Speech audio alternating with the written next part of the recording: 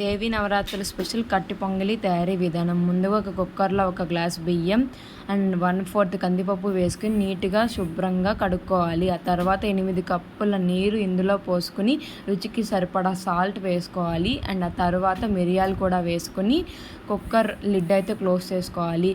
And stove on చేసుకుని 5 whistles వచ్చేదాకా ఈ మిశ్రమాన్ని ఉడికించుకోవాలి. సో ఉడికిన తర్వాత ఇలా చాలా మెత్తగా ఉంటుంది. ఈ టెక్స్చర్ అయితే మనకి రావాలి.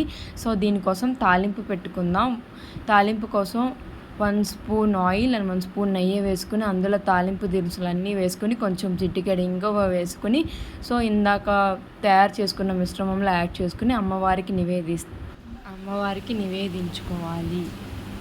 మీకు మీ కుటుంబ సభ్యులకి ఆ అమ్మవారి ఆశీస్సులు ఎల్లవేళలా ఉండాలని నేను మనస్ఫూర్తిగా కోరుకుంటున్నాను. And thank you so much.